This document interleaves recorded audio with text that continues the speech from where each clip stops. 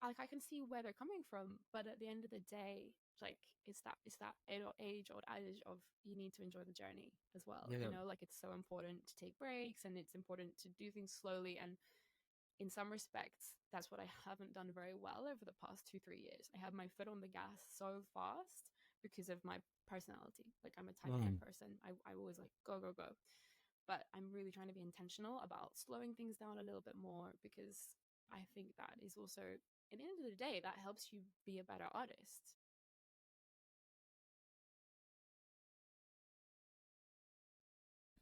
Redfreya, thanks for being on the show. Great to finally get you on, as I think we've been talking about it for some time now. Yeah. Um, the date is the 23rd of June, 2024, and we're doing this podcast in our respective homes in Brighton and London using some software called Riverside, which is basically a fancy Zoom for podcasters, which will enable you, the listener, to watch our conversation via my YouTube channel if that's how you prefer to check out your podcast. And you'll find that link in my Instagram bio, electric_communion.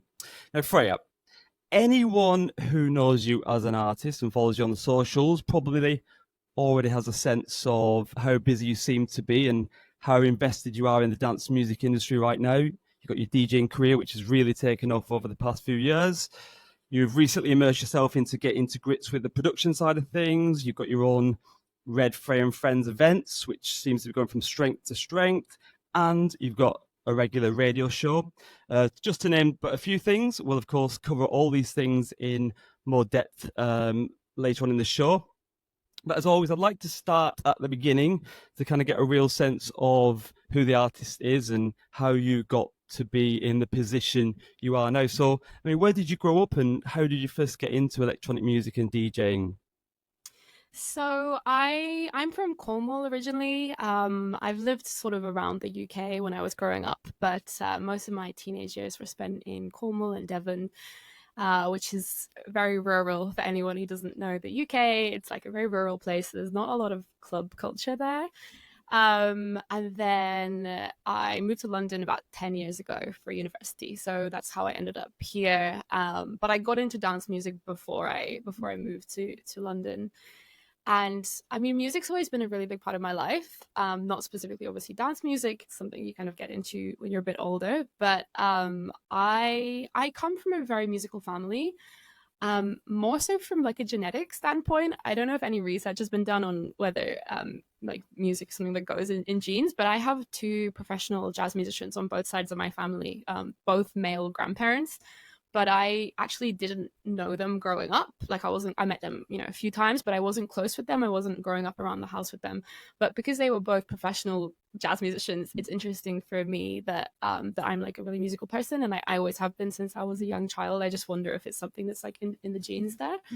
Um, and yeah, I mean, as a kid growing up, I grew up in quite a difficult circumstances, in quite a lot of poverty. I'm from a single parent family and grew up sort of living on council estates and having quite a lot of hardship. And I think that's something that has kind of made me a very creative person.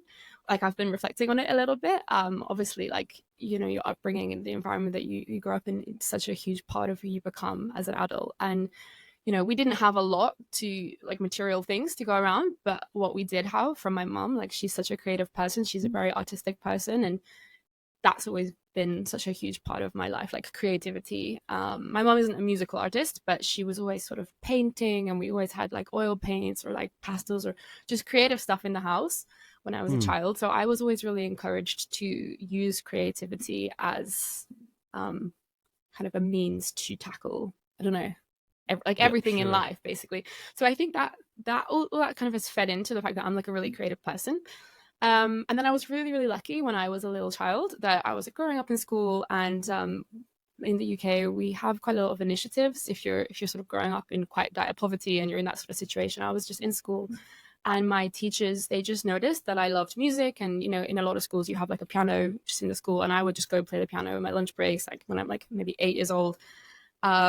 And then yeah, my school, they checked me out, and they gave me free music lessons to play the piano and play the flutes and do singing and all these things. I had all this stuff given to me for free from like kind of, I guess, a welfare outreach kind of program.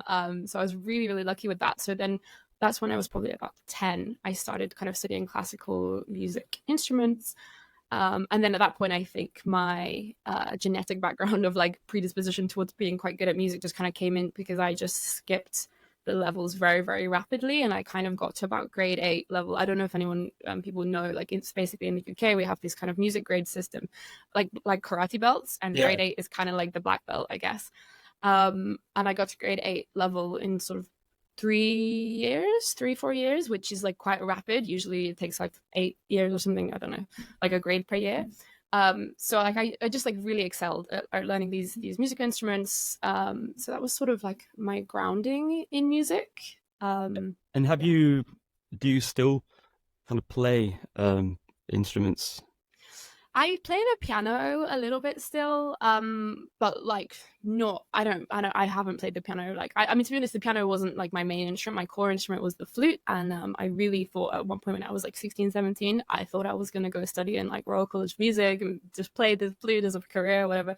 This was like a long time ago now. I have not played the flute in like 10 years or something. I just haven't picked it up. You know, you just get busy with other things in life. Yeah. I still sing from time to time, but I'm trying to sort of revive that now. I'm working on production and I'd love to kind of bring out my own vocals more. But when I was singing before, again, it was like a very different style of music. It was like arias and it's like a different world, classical Mm, music. But it's just really interesting because I think that probably feeds into my DJ sets and of course. Yeah. probably like what I'm doing now. But I mean, I guess we'll probably chat about it a bit later. That I think it will feed into production as well, but it hasn't been like an instant thing. Like it's been difficult to learn to produce music, considering I have I'm a trained musician from my Yeah. background. Yeah, and as I said, we'll talk about that later. I mean, can you remember when, what was your first foray into electronic music?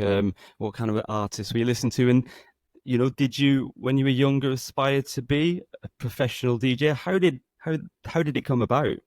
Yeah, so I actually have a couple of interesting stories about this. So, like, the funny thing is, I used to live, as I said, I used to live in rural Devon, and like your public perception of like who you think other people are in society. I came from like kind of a council estate and this kind of background, and I always had this perspective that I'm gonna like be successful in my life and all these things. And there are people in my town who were like off throwing field parties or whatever, and the way people would talk about them in the town is like, oh, these kids just playing techno music and they just go and know with their life. So that was the very first instance that I had of like what I heard of people who liked electronic music. It was not like a good view of that. So I didn't know anything about techno or electronic music. I just heard this rumor in my town when I'm a teenager. And so I was like not involved in that world at all. Obviously, like you start going to clubs when you're a teenager, and I just had like the worst experience ever. I was like, this music is like just like the worst thing. I'd always go to these clubs with my friends, and I just would leave as soon as I could because I just felt like couldn't stand like I guess like mainstream commercial music. And then I took a trip to visit a friend in Cologne in Germany. I must have been 18, 19 kind of age. And she was like, yeah, we're gonna go clubbing. I was like, cool, cool. Like, no idea what to expect. Had never listened to any electronic music in my life. I didn't know what house music was. Go to the club with her. It's like Cologne, right? It's deep house, like probably similar to like David. Probably around David August era. Probably was like 2013 sort of time, 2012. Go to this club, just a crazy, like mind-opening experience. Just was like, what is this music? Also because amazing experience in a German club. Like the crowd, they know how to party. Like everyone's super Definitely. friendly. Yeah. Amazing sound system. So that was definitely like a huge thing for me. Like I literally left and I came home back to the UK from that trip and instantly was like on the electronic music. Can you Um, remember who was playing? Was it anyone of note? Anyone I have of no own name? idea. No. I have no idea who it was, but it was like it wasn't techno, it was like deep house, like this sort of sound. And then I immediately got into that deep house sort of sound. I was listening to the Bonobo 2012 Boiler Room set, and I just got into like all the Boiler Room sets at that era. Boiler Room was really, really big. They were doing Mm, like all the big artists, Manolituff, Telebus, all those really big artists, and they were sort of all breaking through at that time. Like it wasn't like how the industry is now. And then I got really obsessed with Nicholas Jar, also because this was around the same time he did his Boiler Room, around the same era. And I just was so fascinated by him as an artist and like how he was making music using samples. His music, it's obviously very he's making kind of like deep house music, but he's bringing in a lot of other elements from like his cultural background and stuff. So that was like a really big inspiration. So what brought you to London then? Was it a job? Was it to try and immerse yourself more in the kind of club scene and to try and become a professional DJ? No, no, not at all. No, I came to London for university. I studied at University College London. It definitely was never like an intentional choice. It was one of those things where you make a choice in your life or you choose like taking one path rather than another, and then it just leads you on this insane journey and you just couldn't have predicted it. Like I never thought I wanted to live in London. I'm from a really small town, small village. I loved living in the countryside. I'm not really like a big city person. But specifically, I wanted to study this course that was offered at UCL called Arts and Sciences, which is it's just like a really unique university course where you can study a lot of different subjects all at the same time. And I just knew that if I'm going to study a degree, that I wanted to study lots of different things, not just like one subject. So I was like, well, UCL is the only place in the UK that I can do that. So I just ended up going there, and then just completely like by accident ended up with like all my student clubs being Fabric and Egg and the best clubs like in the UK and some of the best clubs in the world, to be honest. So Yeah. yeah, that was very luck, sort of strike of luck. And I started uni in 2015, and I remember I went to this really iconic party at Fabric. It was like, I think it was the 10-year birthday of Innovisions, or it might have been, or it's something like that. But it was Dixon and back to Nice. back 12-hour party in Fabric, and that was like in my first month in university in London. And then obviously my whole way through my undergrad studies, I was just like immersed in this music. But I would say I never said I want to be a professional DJ. I never like sat down and said this is what I want to do. And in fact, it kind of has like just evolved for me very naturally. Like even after I learned to DJ and then I started DJing and I was playing some gigs and then I did the radio show, at no point was I like, this is going to be my career. I'm going to make it happen, until it just sort of became that. Can you remember where your first gig was? How did that Yeah, come yeah. about? Yeah, I can remember my first gig. It was an absolute train wreck. It was something organized through the UCL student society. That was like a music society. They were teaching some DJ lessons. And we all had like half an hour sets, and everybody had like a different music style as well. So the girl playing before me was playing heavy techno, like industrial techno. Obviously, I was playing kind of deep house. And I only brought one USB to the gig. There was only about 30 people in this room. It was like a really small, it was like a student room in the university. And I brought my one USB, and the CDJs were not linked together. And I don't know if like there's probably non-DJs listening to this podcast, but basically when you're DJing, you have all your files on a USB, and then you're playing them through the CDJ controller. That's like your fake record basically. And if you don't have the CDJs linked, you need duplicate copies of your Hmm. USBs. It's So linked by an Ethernet cable, isn't it? Running yeah, from one to the other. Yeah. so it's pretty standard in the industry that like you bring one USB to the gig, you're fine, you just play all your files off there. But I just brought this one USB, and then the CDJs were not linked. But the people in the thing, they were like, oh no, like you should try, you should play. And this girl who played before me, she was really nice, and she was like, yeah, don't worry, you can just use my USB. So then I just end up playing like industrial techno from her USB, and then trying to find tracks on my USB that are like 130 BPM, and it was just like a train wreck. But you learn the most from those Of course, things. of course. I always bring two USBs now because I've had those Yeah, situations where, what's it called? It gets into an emergency loop for yeah, one reason or other because the live link, you lose it. Or one time I just brushed the USB and I hit it and it knocked it into an emergency link. So yeah, always, and that's something that these things you learn, don't you, as you yeah. go on.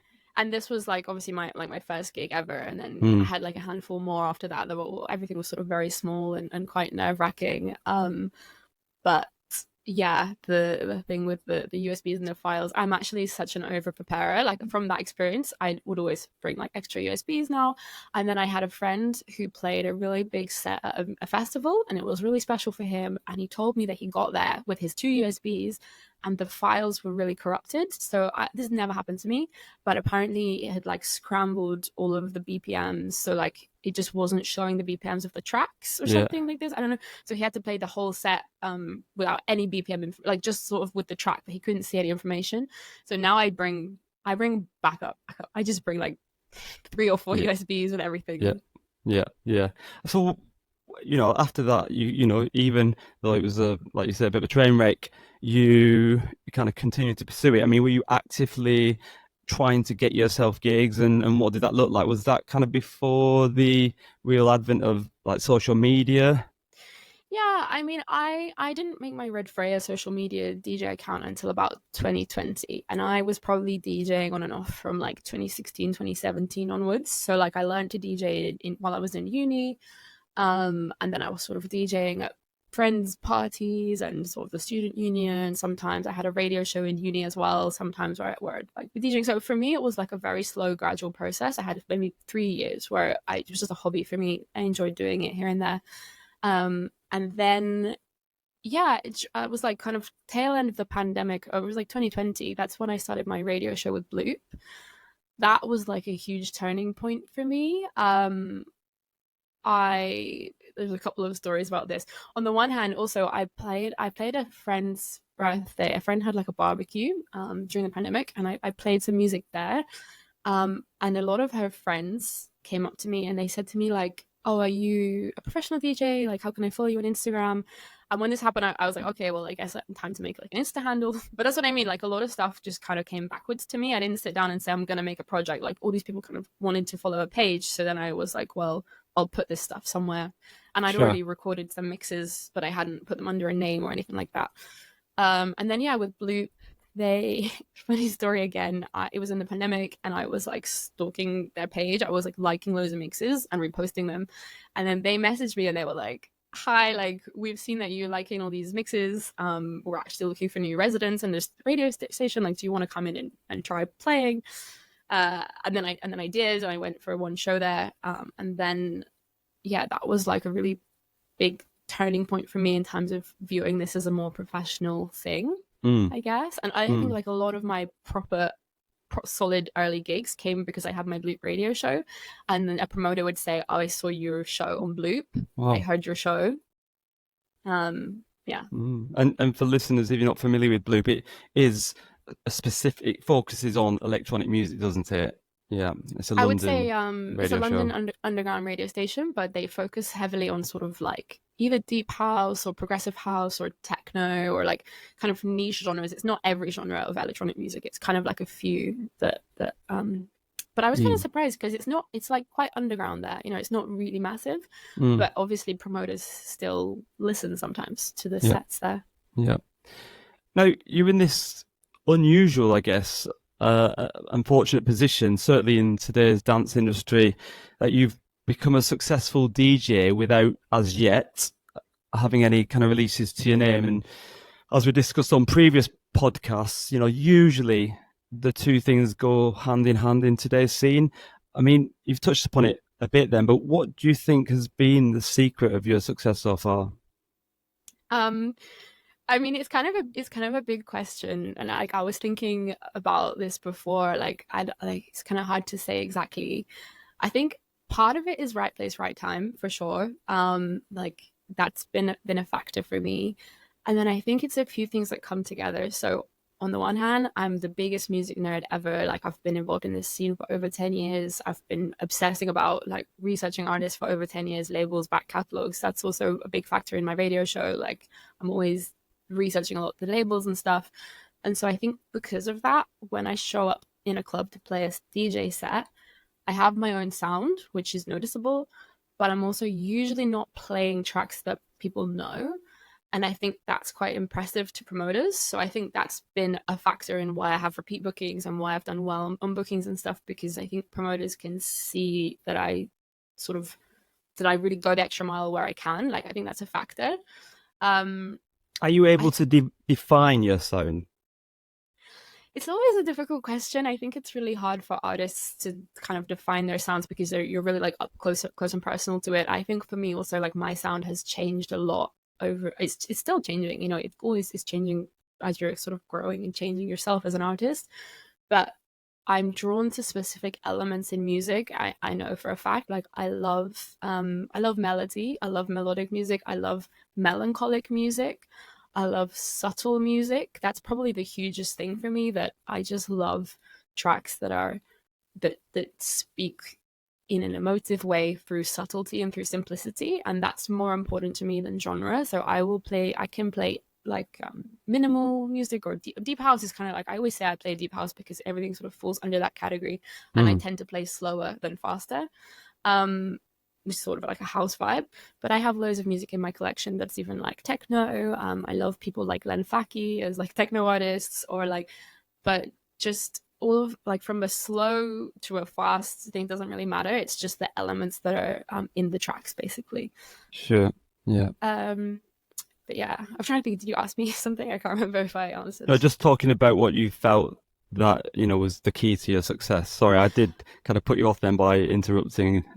Yeah, I was You gonna said about the say, right place at the right time. I think that's been a huge thing for me. Mm. I'm, in some respects, I think being a woman in the coming into the industry at the point and the place that I did was really helpful for my career. And Yep. I want to be careful speaking about this, because I don't want to say, oh, it's easy for women or it's more difficult for women. Certainly, when I learned to DJ, there were no women around. Like there was, I don't know, like the what's the name, like Monica Cruiser or like the Black Madonna, or like there Mm. was a few people around, but even Peggy Goo wasn't really like, she wasn't Peggy Goo when I started learning. I remember seeing her in one of her very first gigs when she was a very small artist in London, and saying to my friends, "Oh, we have to go see this girl. She's playing as a woman DJ."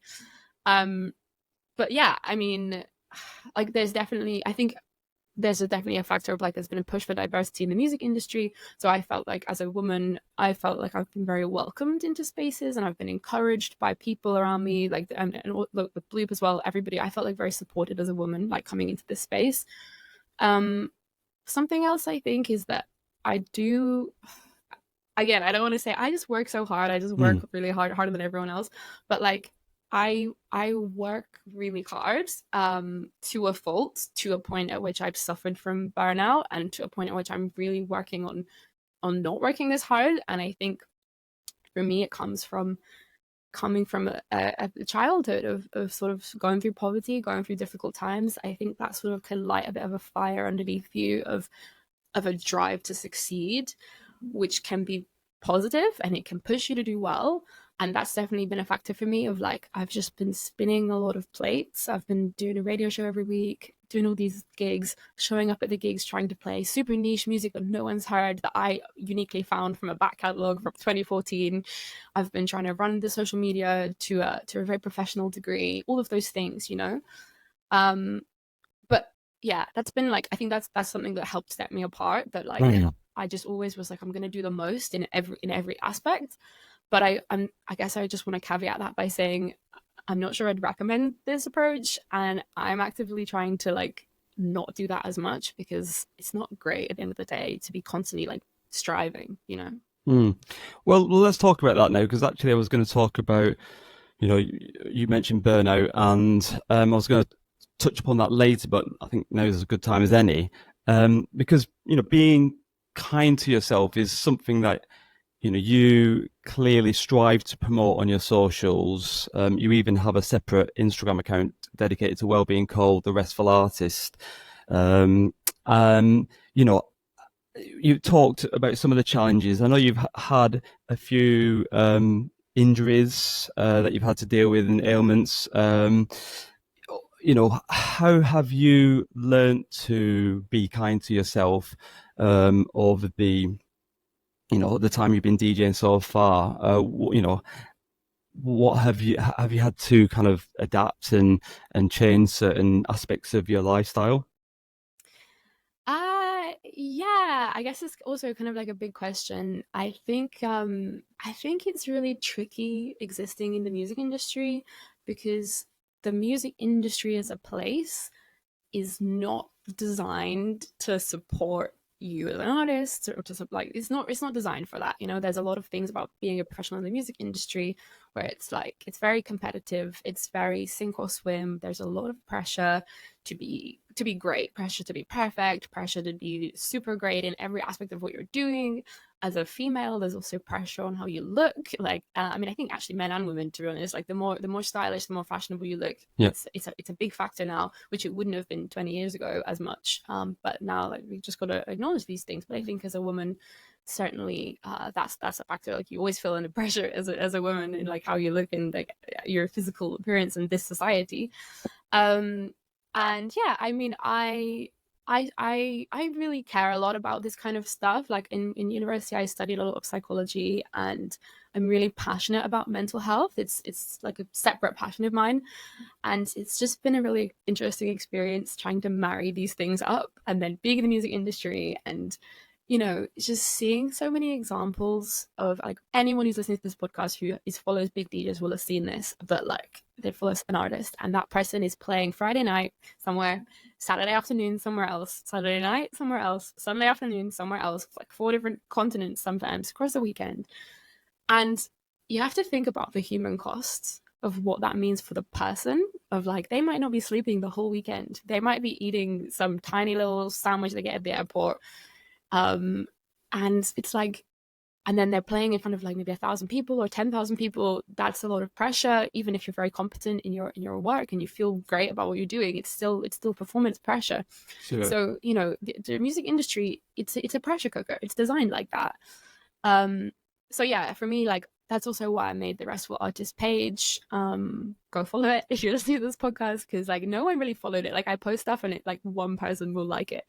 But I hope that in future, when I have a bit more free time, I hope I can maybe do a bit more with it, because I would love to be able to just bring that more into my career and make the music industry a bit more of a space that has room for people to do things slowly. That's kind of yeah, it's like it's hard to really explain, but like I've had times when I got offered big gigs, for example, and I turned them down because I wanted to go on a vacation with my friends and my boyfriend, and people around me criticized the decision and they told me this is not the right decision, like people who are kind of mentors to me, people in the music industry. And like I can see where they're coming from, but at the end of the day, like it's that age old adage of you need to enjoy the journey as well. Yeah. Like it's so important to take breaks and it's important to do things slowly. And in some respects, that's what I haven't done very well over the past 2-3 years. I have my foot on the gas so fast because of my personality. Like I'm a type A person. I always like go go go, but I'm really trying to be intentional about slowing things down a little bit more, because I think that is also, at the end of the day, that helps you be a better artist. Like that helps you be more creative in your work. You're going to do better work if you're taking time to reflect, rather than if you're jumping on the bandwagon of let me just, like the CEO of Spotify said, oh, people can make content. Like art isn't content, music isn't content. It's something that should be based in emotions, and it takes time to make something that's good. So And you've mentioned to me in early conversations prior to this podcast about this hustle mentality that's commonplace within the music industry, particularly for those people trying to break it onto the on the scene.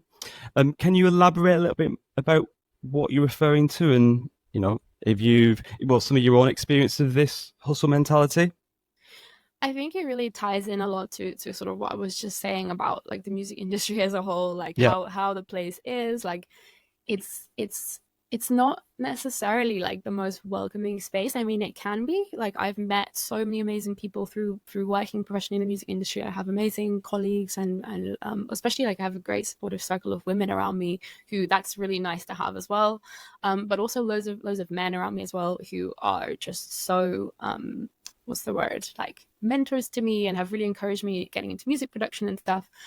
But like there is just this thing in the music industry of like there's this pressure to have your foot on the gas constantly, and I think that comes from any space that's quite competitive. I don't know how it is in other industries, for like I don't know, professional sports, for example, or the modeling industry or acting or those sort of things, but I think when you're in an environment where if you do things more slowly, other people can kind of overtake you and people can kind of fill the spots, that just breeds it can breed like a negative environment just because of human nature, just because people kind of get a bit antsy about stuff. But I think the antidote to that is recognizing that actually, at the end of the day, we can't all fill the spaces of each other, because actually we're all unique artists and we're all bringing something really unique to the table. And I think like the more everybody, like me myself, like that's how I deal with it. Like let's say the music industry feels competitive, whatever, I feel like I took a vacation instead of doing a gig, my career slowed down a little bit. At the end of the day, the way that you actually address that is not doing more gigs and going faster. It's getting more into what makes you you, because Yeah. you bring something more unique to the table, which would make you a valuable artist at the end of the day. Yeah. And I saw you repost something recently from a DJ who I wasn't familiar with, Lucy. And she talked about taking a break from DJing, and she posted a very detailed post announcing this, and she cited lots of reasons, some of which she mentioned, including this hustle culture mentality. She also talks about how in the age of social media, it's really hard to be authentic. And she said, I quote, success is often measured not by artistic integrity and merit, but by social currency and mainstream appeal. Now, as somebody who spends a lot of time promoting themselves on those socials, do you kind of wrestle with that notion of trying to be yourself and be authentic? I really resonated a lot with what she said on the post, because again, it's like that's the music industry. Like it is full of pressure that comes. It's important to know where that pressure is coming from as well. Like it's not always coming from specifically like artists. I don't even know where it's coming from. Maybe from like the top down. It's maybe like people programming festivals and promoters, and the people that are choosing to book, for example, is one of the sources of that pressure.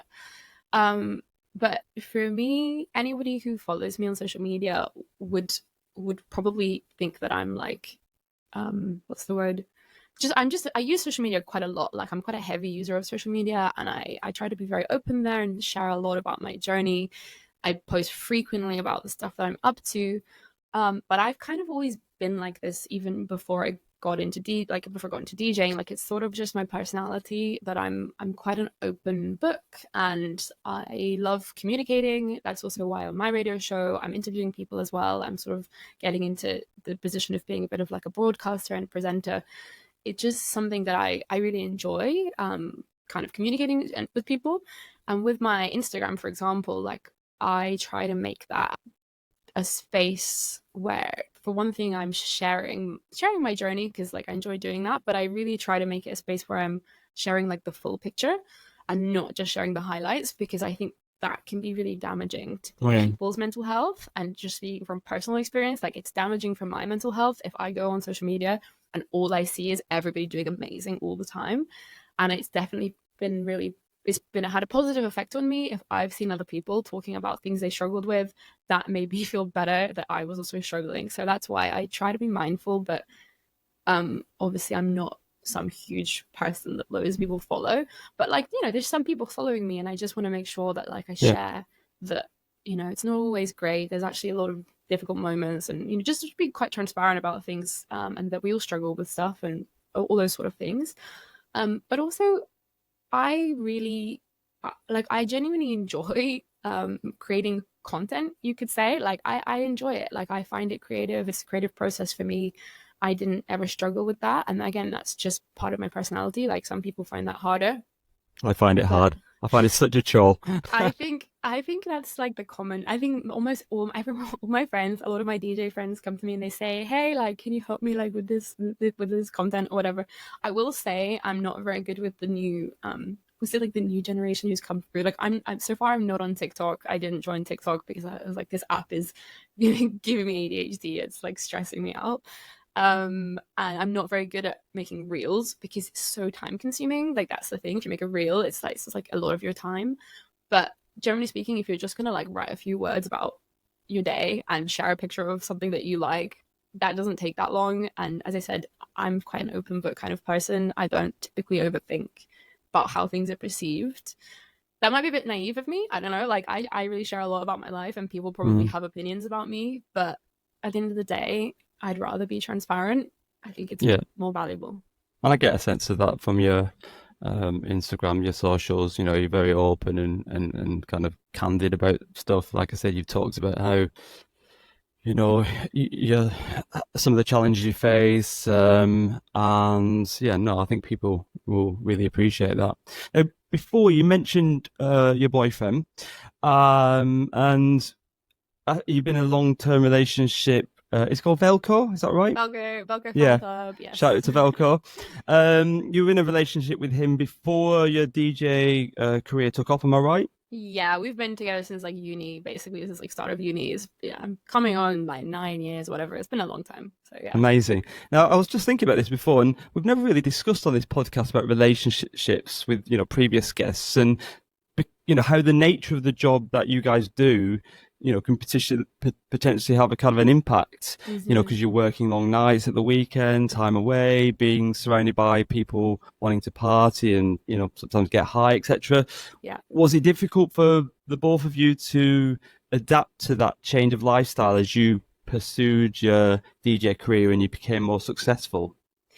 It's definitely been what's the word? A journey. Like it's definitely been a factor. I mean, I will say Valko is like extremely supportive and I'm really lucky to have him and he always was very supportive. Even when I first started DJing, he bought me my first controller as a birthday present and he bought me this book. It's Bill like by like Bill something. I can't remember his name, but it's called like How to DJ Properly. It's like the big silver book. It's like the iconic DJ Bible. He bought me this book and the controller, and he was like, because I think I was learning a bit in uni, and he was like, "Off you go!" Like he's always championed me and like pushed me to become better. And if anything, like even now, he's the person who's like, "Have you been on Ableton this week? Like, are you like getting Ableton?" Like he's like pushing me all the time, which is amazing because he's not in the music industry. Like he doesn't work professionally in this field, but he just really supports me in what I'm doing.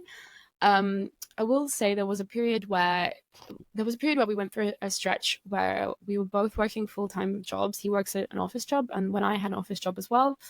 And then I had a period where I was gigging a lot. I was sort of playing a lot in central London. I was playing sometimes Wednesday, Thursday, Friday, like sometimes 5 hour sets, because obviously every DJ has a different journey to becoming a professional artist. But my journey has been much more, as we kind of spoke about, not from the production side of things led, but from just starting out as a smaller DJ. So I was like not home so many nights of the week, and then I was playing maybe like late night sets on the weekend. I'm getting home at 6 a.m., etc. And that was challenging. It was difficult for us to have that experience because we just weren't having that much free time that was overlapping. And in any relationship, time is what matters. um but like I think the thing is you work through those things, and like that's the Hmm. thing. I think there can be challenges in any relationship. It doesn't really Sure. matter what it is. And yeah, we just had to like work through things. And I would say like the other factor is like obviously I'm just quite type A and like I do a lot of things. So sometimes he would be like, you need to just do a bit less. Like you need to Yeah. not be like also doing these radio shows, also doing all of these things. Um but yeah, in that respect we're a little bit like yin and yang, like we're very balanced. Yeah. He keeps me like super, super grounded. um I would say like I'm almost teetotal. I do occasionally have like a beer if I want to have like a beer at a gig, but I never get drunk at gigs. I never if I'm just really sober in that environment, Hmm. because for me it's a workplace. And I've been to a total of one after party in my entire life, and I hated it, and I left after 20 minutes. I was like, get me out of here.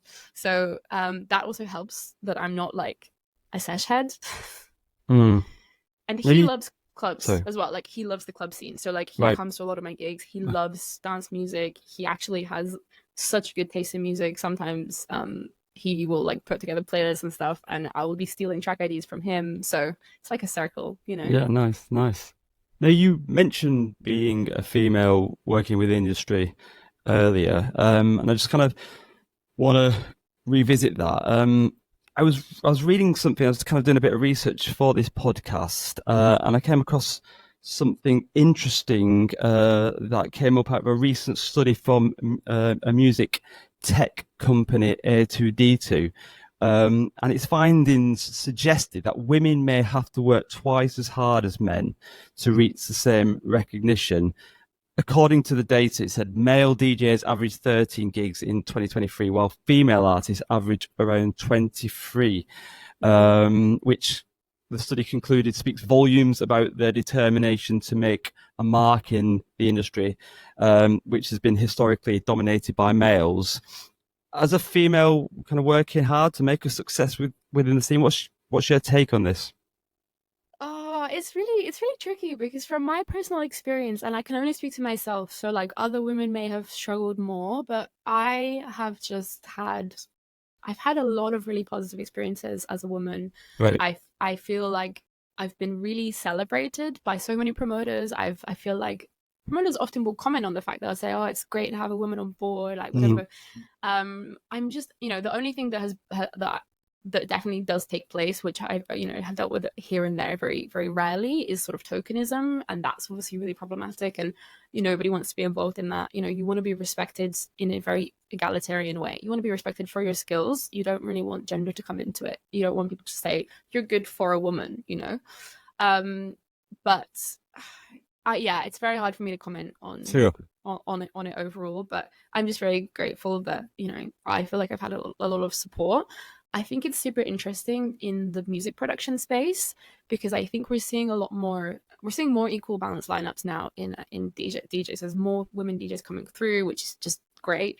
But production wise, I think it's still very underrepresented. It's like there's super gender imbalance here.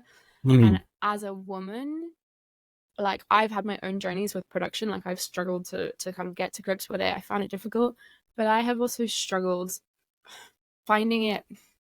Like it's hard to say. It's not that I feel like men haven't helped. If anything, is the opposite. Like loads of my male peers are so encouraging and welcoming in that space, but it's just hard to be in a space where there's not very many of you. It's like I think it Mm. doesn't matter which underrepresented person you are. Like a man going into an environment where it's like if a male beautician, for example, and I'm trying to think of something where it's mostly women doing a certain role.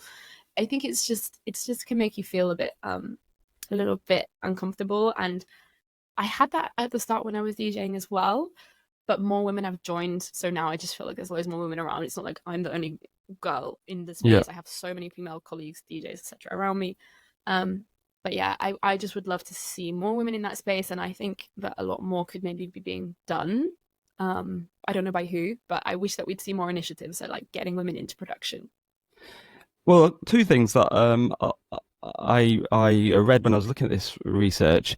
Um, First of all, you said there needs still be more kind of female DJs and producers out there. I read that, for example, in the 2023 DJ Mag Top 100 DJs list, only 11 females featured, which was Mm, actually up four from 2017, although only one of them, Peggy Goo, featured in the top 10.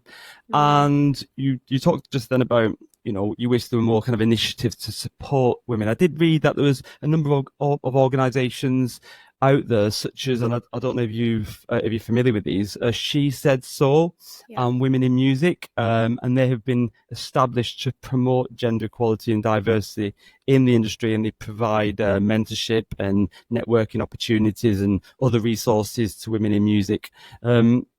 Are you familiar with those organizations? Yeah, I mean, I don't want to like say, oh, they're not doing a good enough job, but like I will say, like I've emailed them, like I've emailed. She said so. I said, I know. I know a lot of female artists in London, partly from doing my radio show and having guests on the show and having a real drive to bring women on the show. Like anyone who follows me probably notices that I'm quite a big supporter of other women in music. Like I love my radio show guests. It's probably more 50-50 men and women. It's more women because I want to use that space to bring women in because it's kind of grassroots of the industry. It's the same with my events as well. It's usually more than 50% women on the lineup. Overall, it's myself, probably at least one, if not two other female artists.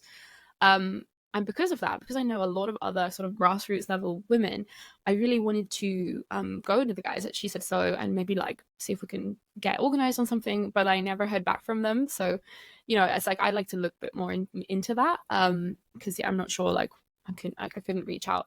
There are other people in the music industry, for example, Petra. She's involved in the Soundgarden team. I don't know if you know her or like know of her, but she like co-runs like the Soundgarden, the label, and a lot of people would be aware of her in the music industry. She's like such an amazing woman who she does a lot for like supporting women in music, and she's in a position where she's not really like an artist herself as like a DJ, but she's involved in programming and stuff.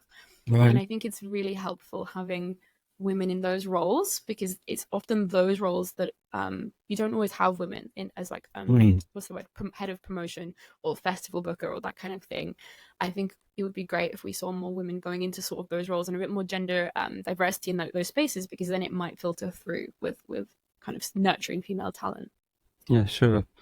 Now, you've supported or played alongside some huge names within the industry over the past few years, spanning across lots of subgenres of dance music. Damien Lazarus, Desiree, Just Her, Jonathan Casper, Lee Burbridge, Sasha and Digweed. The list goes on. Have you ever been given any tips or career advice from any of them that's really, stuck with you and helped you grow as an artist? Like, actually, no. Like, people in that setting, in those kind of environments, people don't really have the opportunity to give you careers advice. I don't feel like if you end up talking a bit, you're probably just talking about like your journey and stuff. I mean, I would say like John Digweed really stands out to me as such a supportive person, just because, well, he booked me twice. Both me and Rebecca were playing back to back from our Breaker Sound duo, and the first time I met him was when we played at Studio 338, and he approached me, like I was in the green room, and he walked up to me and he said, "Oh, hi Freya, great to meet you, I'm John." And that was so amazing as a small artist for a Sure. big headliner to like approach you like that. But it just made me realize like that's a really nice thing. Like that doesn't always happen, Yeah. and it can be quite intimidating when you're like a really small artist on the lineup to go and say hi to like a big headliner and sort of introduce yourself. Um, I might not seem, I talk a lot, like I'm quite chatty, but I'm quite shy as well.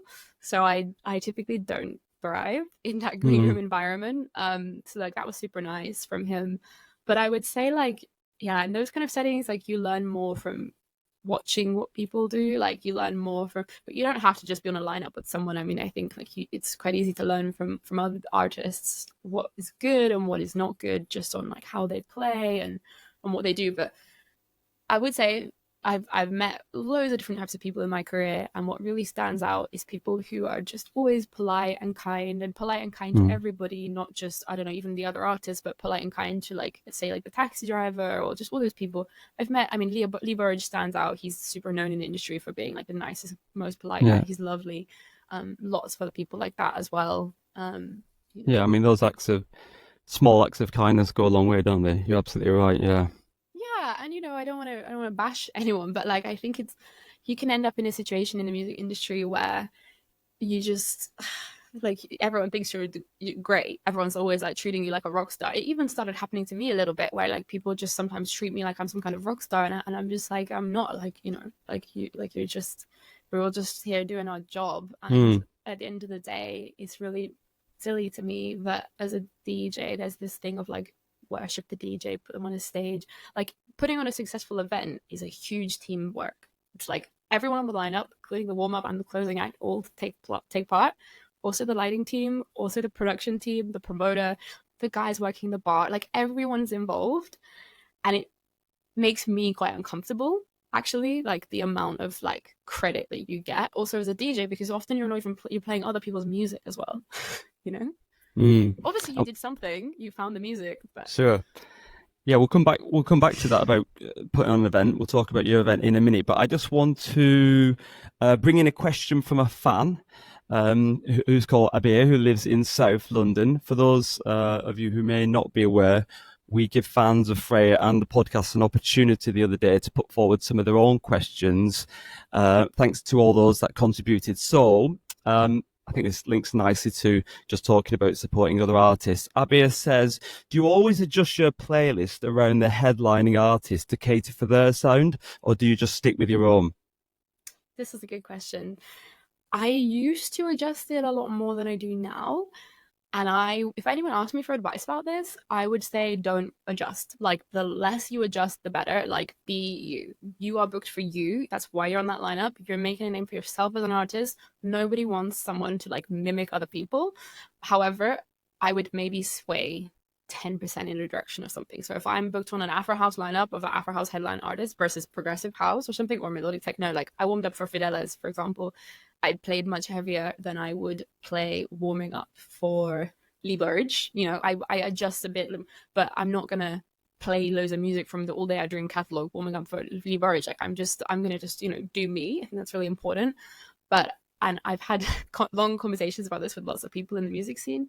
I'm very passionate and absolutist about the role of specific sets across the night and the role of the warm up set. And this, I think, has also been a little bit a secret to my success as an artist. Take it super, super seriously to warm up a room. That's not your time to shine. That is never your time to shine. Now I've been doing it for several years. Um, and if I'm playing a full room, like for example, my set for Maya Warrior and Coco, it was full the whole set. It was a really special set for me, super special night. Also, I was aware that the tickets were like not cheap, so I was like, everyone's come to this huge night. They really want to have an impactful experience, so I'm not going to just play lift music. I had an argument with someone about like how if you just do a chill warm up set, you're playing lift music. It's not the case. But even then, I only played one kind of banger in the whole set. I would not play more, partly because there's so much amazing music that isn't that. But I just take it very, very seriously that your job, if you're a warm up artist, is to set the tone. I'm thinking so much about what are people doing. They're walking into a venue, dance floor might be not be full, they're getting a pint, they're saying hi to their mate they haven't seen in a few. I want them to be able to say hi to that person and not be distracted by this super heavy tune. That's my personal opinion. It might not be the same for everybody. Obviously it depends on the context and the setting, and like it will change depending, but yeah, I love a warm up set. I take it very, very seriously. I will, sometimes I play really long ones, and the first hour I played only stuff under 110 BPM, like electronica, super slow, because I would never want to play more upbeat than the person playing after me. So I think that's my golden rule.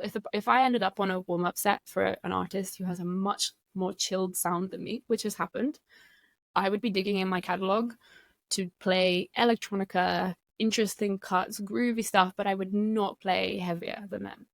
Because I just think that that's not respectful, and it's about, respecting that this isn't about you to some extent. Like, this is about your job. It's a service job. It's about making sure the person on the dance floor has a really nice time. Sure, good advice. And you mentioned Rebecca Goth, earlier, and you kind of about a year ago you collaborated with her to form the DJ duo Reka Sound. Yeah. How did that come about, and how does the dynamic and music differ from your solo sets, if it does at all? I think it differs. It differs a little bit. It's not like wildly different genre wise. It's quite similar.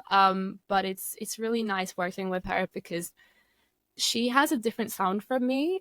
She's really influenced by kind of slightly like minimal sound profiles. She loves like Ricardo Villalobos. She loves Recondite, which is kind of like more minimal techno. She's less often choosing tracks necessarily with like big vocals. I'm a little bit more melodic, a little bit more in choosing like tracks with vocals, tracks with like really big melody leads. And but we still kind of match up a lot on our style. And yeah, like we're really, really good friends. We have really, really similar taste in music, and we just were swapping so much music together. And then because we get on so well as well, we just really like understand each other. I think that's really important for a back-to-back duo, that you speak the same musical language, and maybe also that you speak the same language kind of values wise as well. Like we have really similar approaches to kind of how we deal with people, how we interact with the world. In some respects we're also quite different. It's funny, like I'm a lot more introverted than her, but I'm much bigger on like say social media than she doesn't like social media, but in person she's like in the green room, she loves to like chat to people. I'm much more reserved. So we kind of also felt like working together as a team, like we just have like a lot of skills and things that all just match up like in a very kind of complementary way. But at the end of the day, like it can be a little bit lonely sometimes when you're especially when you're traveling. You're traveling alone, and yeah, we just said it would be so cool to do this duo. Sort of, it's a side thing for both of us. Like we're both pursuing our solo projects as our main thing, but we said, oh, it'd be so cool if we get a booking abroad, we can go together. Like we'll just have so much fun. And we went and we played in Denmark a few months ago, and then we're going to Germany in a couple of weeks' time. And obviously, if you go together, you're just there with like one of your best friends. It's really good. Yeah, sure. And the Germany gig is Jonathan Casper, isn't it? At the Yeah. Dusseldorf airport, which you played before, didn't you? Last year, Played for them wasn't it? before, yeah. Yeah. So we got invited back, and Rebecca also knows Jonathan. She was on a lineup with him, and we both kind of know Damien Lazarus. He's also playing. I played alongside him. She also knows him from some Mm. events and stuff. So yeah, really excited for that And one. my previous guest, Mira, she also played at one of those events, I think, as well. Yeah. Brilliant. Let's talk about your own event, Redfreya and Friends. You've done, I think, four so far, Mm-hmm. hosting artists such as Fur Coat, Superflues, Sasha Bremner, Gabriel Ananda. Was that kind of a natural next step to do once you'd cemented yourself as a regular DJ on the scene? And was there kind of like a particular rationale behind the event? So with running the events, I was working with Alex, who runs Free From Sleep. It's one of the big promoters in London, and we were just getting a coffee one day, and we were talking about the events scene in London and kind of my sound, and he loves, I guess like organic house as a genre. I wouldn't say my sound is necessarily organic house, but I definitely am playing and supporting a bit more like the chills end of music. And I think we can say like melodic techno, for example, it's having a heyday. There's loads of events for that. And yeah, we're just talking about like, making an event that would be more kind of similar to like Burning Man energy, like just like that's also why it's a day party. So we were speaking about it, and then the concept for the event kind of just was born out of this conversation that we had together. And I'm really thankful to Alex for his support in me as an artist. I mean, as a promoter as well, he's been very big in my career. He's booked me a lot. He's really like just given a lot of belief into me. And yeah, we like came up with this idea, and then it was like he was like, we should call it Redfreya and Friends, and I was like, oh, I don't know, I want to put my name in it. Like, I felt like it's a bit I wasn't super comfortable with the idea at the Right. start, but now I'm quite happy about it, like because I feel like I've grown into the role of being, really big part of the event. But Right. at the start, I just felt like, oh, I don't know if I want to put my name on it, like because then it just sounded a bit like I'm trying to blow my own trumpet a little bit. But yeah, like I've as I was saying, earlier about how for me, say like Instagram, it's something that I love using because I'm quite a creative person and it's an outlet for me. In the same way with the events, I just love to design the events. I'm not sure actually. Have you been to? I don't think you've made it I've to any not, of I've not been able to make it, and I'm next really one. gutted that I can't make it to that one already. I'm gutted Cool. because I'm in France. You'll Yeah, it's have to just let me know your schedule so I yeah, can like plan it around your calendar. please do. But you may have seen some pictures and videos and stuff. Yeah, But we wait. I think I have a picture of our logo. I'm gonna destroy everything. So this is our logo here. So I'm really like obsessed with colors, like color palette. I think a lot of people who are into this type of melodic dance music are, and it's this is a big part. Like I designed this whole yeah. logo, and you'd get this vibe from being at the event. We always put colored screens over the windows, different colors, because it's a bit like a stained glass window. Then all the light that streams into the event is all Hmm. it's all different colors. And I don't know really like why, but it just helps to create like a really open environment. It's kind of standing for like we are really like welcoming all people here. Yeah. Doesn't matter who you are, where you're from, whatever your background, sexual orientation, like ethnicity, whoever you are, bring yourself, bring your full self. That's like super core to the party. It's like, just authenticity. Like that's really what we want to see on the dance floor. And I'm so grateful that it seems to be working so far. Like we Hmm. have people, we used to have like such a great crowd coming to the event. We have people from all different ages and walks of life. Even at our last event, Gus Emmett actually like he brought his daughter along and like she was dancing, and I saw that. Yeah. I Shout out wish to Gus. I know Gus. Yeah. yeah, he's Hello. so great. And I wish that, obviously we can't have like more kids in events here because of like rules with clubs and stuff. But, like in Germany and like Fusion Festival, families are bringing their kids, Burning Man, people bring their kids. Like, I just, yeah, that really inspires me, like the power of dance music to connect people. And that's kind of like core to our events series. Tell us about your next one then. As I said, I'm gutted because not only I do want to come and visit one of these events, but also you've got somebody an artist that are really, really into Mortip White. He's playing, isn't he? I love him. Yeah, And Patrick. He's on the 10th, isn't it? 10th of 10th of August? August. Yeah, that and that is so far pretty much my only gig in London over the whole of the summer. Like I'm not playing much until like September onwards. So if you want to come down and like catch me and catch the other people, huge. I mean, obviously we have Ash Ventura, Karina Lawrence, Rebecca Goff, like three really powerful women who are all. I mean, people if you follow me probably would know them, but really great females on the lineup, like all super talented. So I'm really excited to have them. And then we have Prezia and Motif White both as guests, and I play so much music from both of these guys. They're so incredibly talented, and they're like not massive yet in their careers, as in, Mm, compared to the music that they're producing and they're releasing and their DJ sets as well. I mean, that's another point to say that not every really talented producer is a talented DJ for sure. Like mm, it's the two skills are really separate. mm. But I've listened to sets from both of them, and they're just both really talented DJs, artists, producers, lovely people as well. So I'm really excited to be inviting them. Great. Yeah, no, I am a fan of both the music, but Mortip, I've been following him for quite some time now and love to get him on the show. So Mortip, if you're listening, or Frey, if you could put a word in, I'll have a chat yeah, it'd be in brilliant. August. Yeah. Yeah, please do. Now, talking about gigs, I have another question here from a fan who is, I hope I pronounce the name right. They're from Mexico. She's called Misael. Hmm. I And think she it's a says, he. I think it's a he. I know him. So yeah. oh, okay, Yeah. sorry, him. And they say that they were introduced to you last summer when you played at Studio 338 Hmm. in London. I think that was with Rebecca, wasn't it? Anyway, he says, how do you experience the spiritual aspect of the dance scene, as in music is my church? Great question. I love that question. Yeah. I'm quite a spiritual person, spiritual but not religious. And yeah, for me, dance music is quite spiritual. I have studied this a little bit when I was doing my undergrad degree. I was studying in anthropology. I did like a research into ritual ceremonies and a sort of cross cultural comparison between maybe it sounds a bit like a cliche, I don't know, but like sort of shamanism and shamanistic practices compared to like say dance music culture.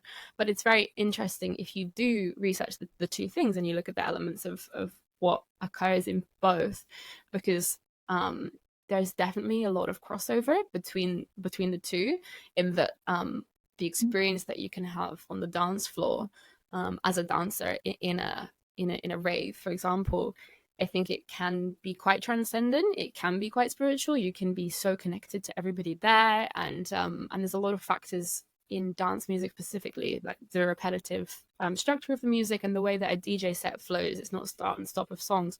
It's music over an 8 hour period where you can't. If it's a good DJ, you can't detect where music is starting, stopping, which is just a journey No. that weaves through different elements and different emotions and stuff.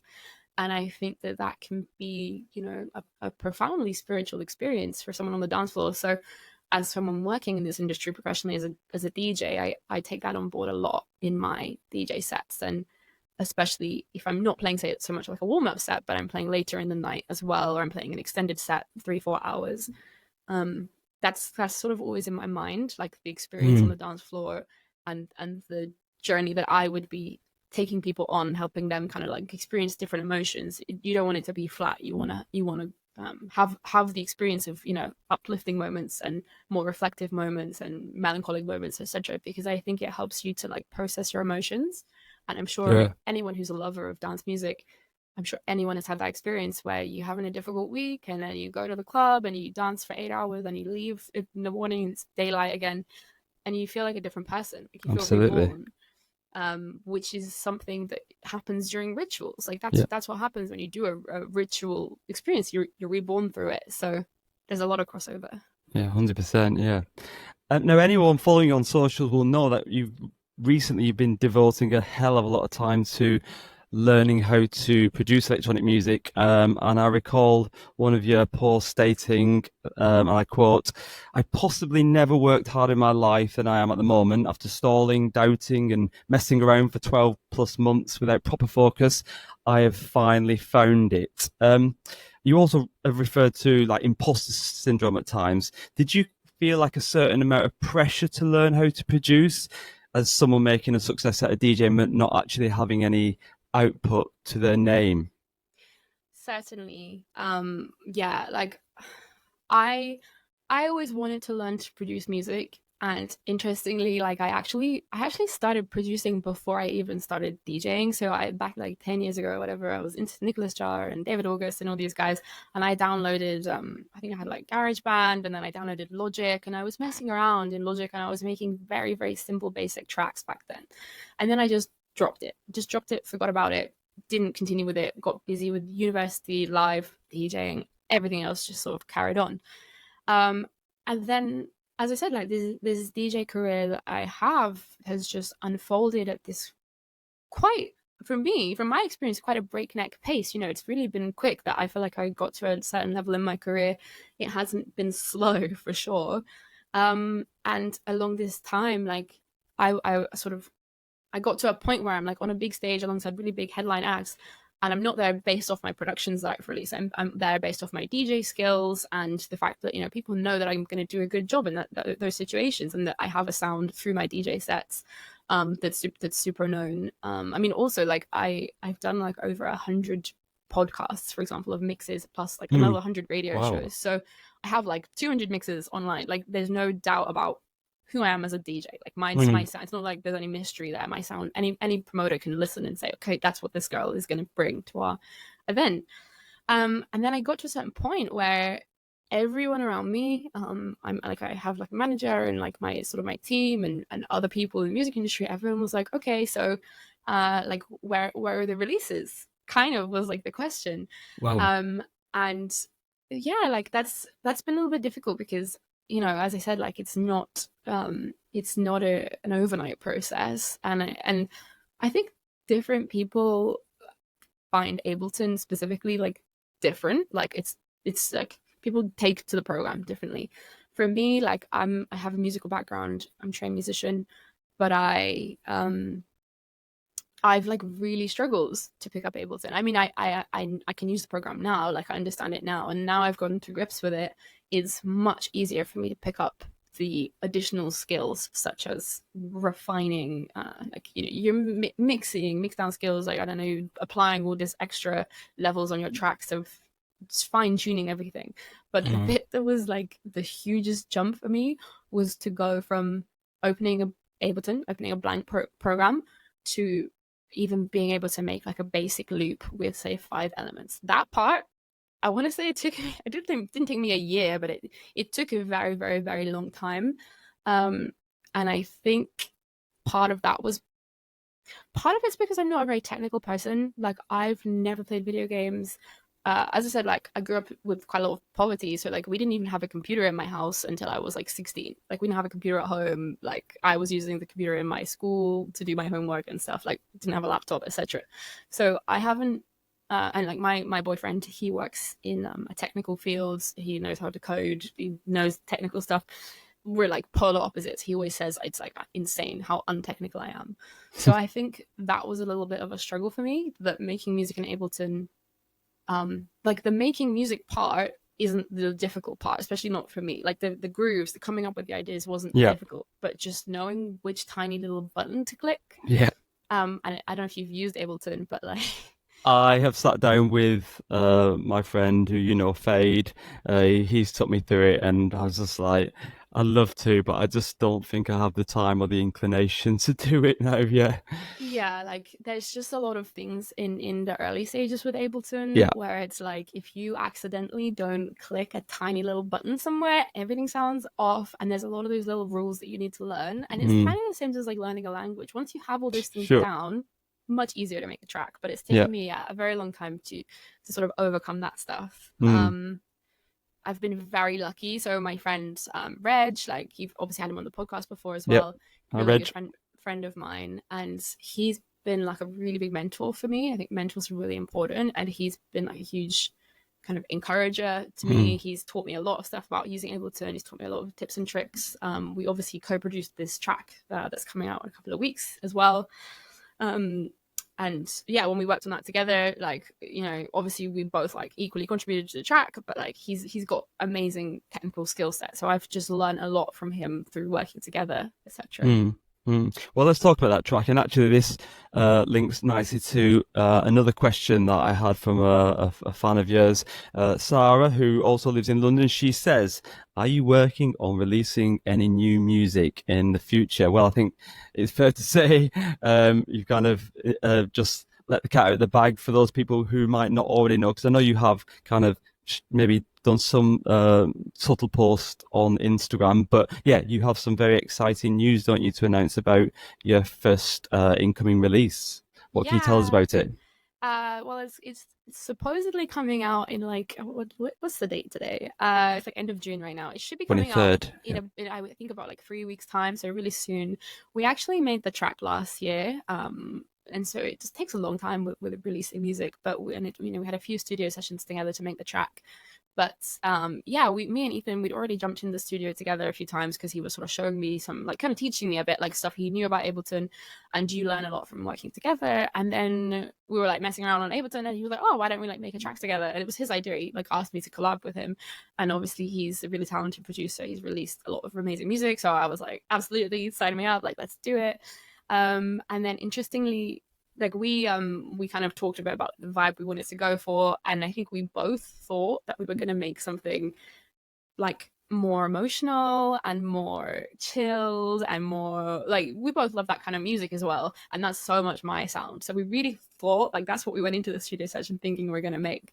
And I think that shows you that like sometimes the music has an idea of its own, Yeah, because sure. it just like this track just came out of us basically in this certain way. And I think you said you might play like a little sample of it, but it'll be out soon as well. But it's definitely like a peak time track. It's quite a heavy track, it's quite a weird track, it's like a something weird. But at the end of the day, what was guiding us both is we just wanted to make something really original. We just wanted to like make something that sounded quite different from stuff that we're hearing. And I think Ethan Reg, as a producer, he's quite like that himself as well. Most of his dance music that he's releasing is quite experimental. Like his track Voodoo Robotics, no, was good, Enhanced Yep, Robotics, yeah. enhanced. Yep. Yeah, so like that, yeah. And I'm the same, like I want to make music that sounds different Mm. and fresh. That's more important to me than anything else, really. I Mm. was gonna say that's more important to me than whether it sounds good, but like obviously you want it to sound good as well. But I think fresh sound is so important right now, because it is a statistic, like there's like 100,000 tracks being made every week, like Wow. a lot of tracks being made. And any DJs and producers would probably agree with me that like it's a bit oversaturated of like a lot of similar Yeah, sounds. I agree. Like one person did something and then loads of people do the same thing, and it's getting harder and harder to be original, to be honest. But I think like the more you try and focus on that, anyway, I'm saying all this like hopefully hopefully people will feel like the track is got a fresh vibe. You said that you mentioned you made it last year, and Mm. you were relatively new to the whole kind of production process. So what kind of did the collaboration with Reg look like? Was it more of a kind of student mentor relationship, or did you have this kind of initial like, oh, well, you've already kind of said that in a way that it's kind of it kind of evolved as you were kind of making it. But yeah, how did it look? Did you kind of feed in the ideas and he kind of twiddled the knob, so to speak? I would say like definitely on like the refinement side of the track, he did so much more of like the like adding in automation, adding in stuff like this, like that. But like we're discussing stuff constantly together in the Yeah. studio of like, oh, this doesn't sound right, or I'd say like we need to, in this drop here, like we need to add a space here, we need to add the spacing. And but also like he was kind of encouraging me a lot. Like he's been helping me kind of learn to use Ableton, so he would say to me like, oh, here's the effect window, like apply the effects, like see what you think sounds good, etc. So he Mm. was sort of helping me to do that, but I was still like say like applying a lot of the effects. And then he was very big on me, I guess what's the word, like being 50-50 involved in the process and So feeding into it. So he would say to me like, he was very encouraging, I guess, to like work right. with. So he would say like, oh, what melody do you think would sound good? Like come up with a melody on the piano. And obviously like I know how to play the piano. So I would like come up with some chords and stuff, and like the kind of the chord progression that we have with the drop and stuff. And then with the vocals, like I obviously the vocals are from me, like I spoke them.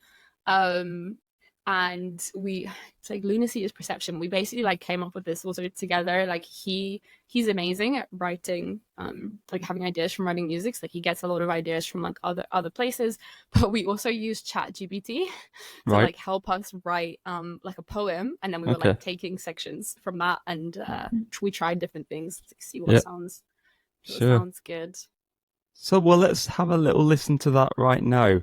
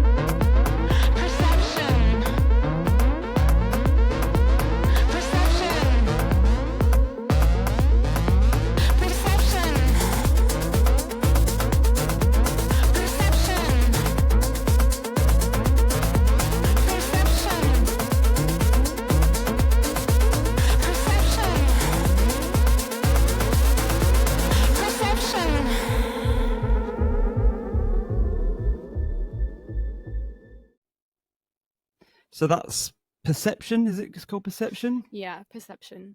Perception, and it's coming out on Had Antoine's label, Reculture. I think you Yeah, said 19th of July, or you're hoping it's around that date, isn't it? It's that very should be soon. the release. Yeah. Yeah, and it's there's another track, isn't there, on the flip side, by Reg and New York artist Nikki Siddiqui, called Yeah. Normality as well. So kind of keep your eyes peeled for that one. Um, yes, so you talked about your radio show. I mean, it's usually weekly, isn't it? Give or take. I mean, how do you go about sourcing the guests and kind of doing the research? Because that must take up a lot of time. And as you said before, you very much kind of see yourself as a bit of a music nerd. But yeah, I'm interested in like how do you find the guests, or do you get guests now coming to you and saying, "Can I be on the show?" I do get a lot of requests from people. I don't want to sound harsh and say like, oh, just don't ask me, but like obviously it's fine to approach and send a message and say, oh, I want to be on the show, but I think people need to be just mindful that like I get a lot of requests from people, and I'm quite. I don't know, I'm really picky. Like, it's not. It's like for me, it's not about like is someone a good artist, therefore I want to have them on the show. Like, it's about. I try to also use the show to like lift people up if I can. So that's why I say like I have a huge desire to bring women on the show, or also like any artists where I feel like they like I think they're really great and I think that they should have more exposure in their career. So like I'm often kind of choosing those people over other people who I feel like they already have like maybe as much exposure as they need. Um, and generally speaking, obviously, I'm usually asking artists where I'm like a fan of their sound as well, and sometimes it's people who are producers or I love their tracks, but also just DJs. Um, and yeah, I mean, in terms of like researching and stuff, I mean, I guess it's probably quite similar for you with running this podcast. Is a little bit the same concept of I just want to give artists a space to have like their own space on the show. So like Yeah. everything is about them and who are you, what's been your journey so far, and then like a little bit of a mini mix from them as well. So it's sort of like a taster of like this is this artist, this is this person. um yeah, to like show anyone who's like my fans, to like show them other people, because yeah, with the radio show, like I feel like I built up like a little bit of a following through that, like because I've been doing it for like 4 years, and about half the shows is just me doing episodes, and I always play kind of a specific sound on those shows. It's not intentional, but I just thought it comes like that way. That the sets are always, it's like always quite different music to what I play in a club. Yeah. What else does the future hold for Redfreya beside what we've discussed already? I know that you mentioned to me before that you're involved in some other kind of music related projects. Well, I think, I'm in a huge time of transition right now. Like, I really feel like I'm just in this transition space where I've like massively kind of pumped on the brakes. Like, I also had some health problems in the past year, and I'm getting better from them. Luckily, nothing crazy serious. Mostly like kind of like a tendon injury, and then I was having some chronic pain from that, and it's getting better. But before I got that, I also was having sort of repeated ear infections, and then I had a tooth infection because I was like doing 4 gigs a week and I wasn't sleeping well, and all of these things. So I'm at this point in my life right now where I just wanted to kind of draw a line in the sand, reflect on everything, and say I want to stop letting my music career be like a ball that's running away down a hill or something like that. Like, as I kind of said, a lot of these things just happened to me. Like, loads of this stuff just kind of came at me, and now I'm at a place where I want to press pause and kind of come back towards my music career from a place of where do I want to go? Like, what do I want to be doing? How do I want to approach the music industry? Yeah. How am I going to do that in a way that feels good to me, where I'm exercising and I'm eating healthy and I'm sleeping enough and all of those kind of things. So that's like a huge focus for me right now.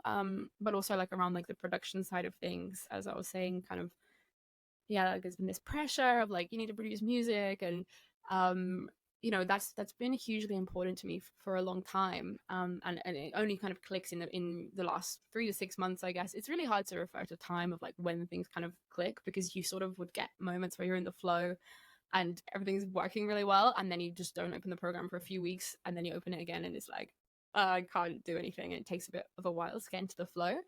But yeah, like for me right now, I I guess I got to a point in my career of like playing big gigs, doing obviously like playing for Maya Moria recently, like that was huge. Like I got to a certain level where now I'm like, we're gonna take a bit of a step away. We're gonna play less gigs. That's why I said I'm only playing one show in London this summer, and I'm actually, I think I'm only doing maybe like 4 gigs across the whole summer, which is very intentional. Yeah. And I've said to my agent, even if I have to extend that longer, even if I had to do it the whole of the autumn as well, like I want to be playing really very few gigs. It's a weird thing to say, like as an artist, of I don't want to be doing that. But I recently went back to having a day job, like an office job, so that I could make the step away from earning money from music. So I have like total autonomy, and I have the time and the space I need to be making music in the studio. Because the thing with this sense of pressure is, like, obviously really unhelpful, and it takes time to Hmm. make good dance music. It takes time to find your sound. And yeah.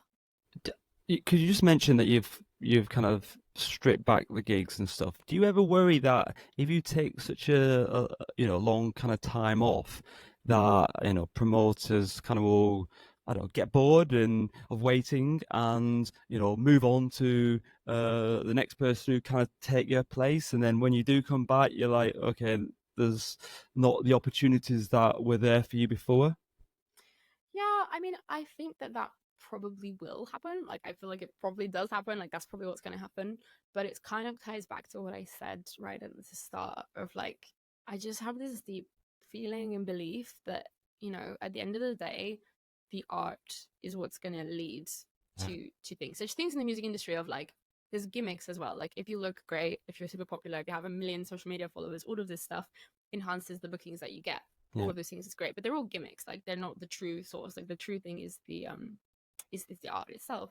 Yeah. And I feel like I have that with the DJ sets now. Like I know that I can offer a great VJ set, but I need the time to delve deep into the Yeah. music production to then come Mm. back, even if it took me, I mean, even a year or whatever, however long it's going to take me.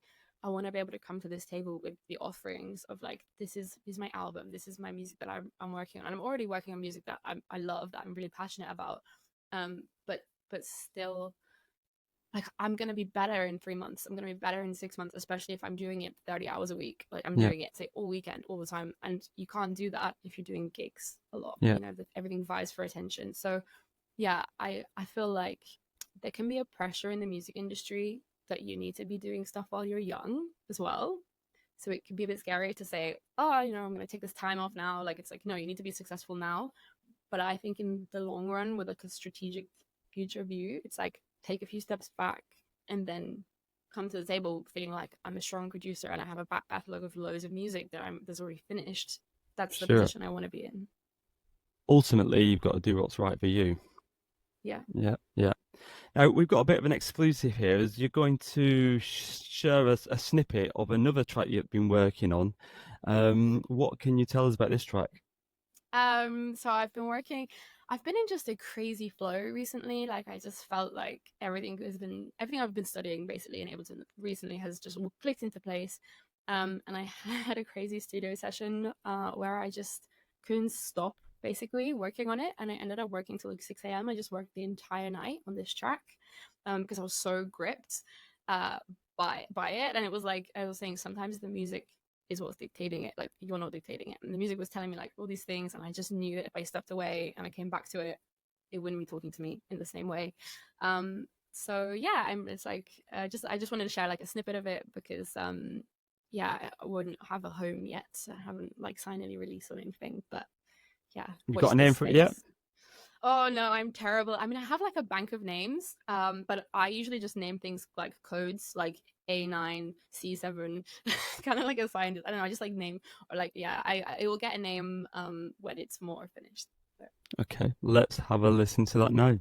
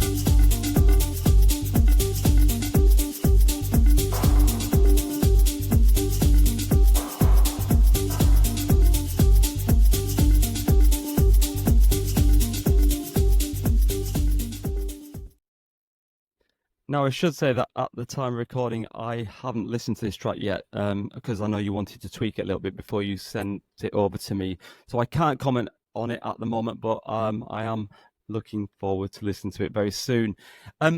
So finally, can you tell listeners maybe who are new to Redfreya how they can follow you and keep up to date with what you're up to? I think probably my Instagram is the best place for that, which is just at Redfreya DJ.